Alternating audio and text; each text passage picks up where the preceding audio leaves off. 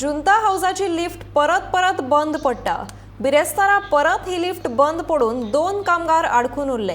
आयज मेरेन अधिकाऱ्यांचे दोळे उगडनात। प्रशासन इतले बेजबाबदार कशें आसपाक शकता होच प्रश्न परत परत लोकांक सतायता। कितल्यो कागाळी करून लेगीत आयज मेरेन लिफ्ट सारकी केली ना अशी तिडक लोकांनी उक्तायल्या।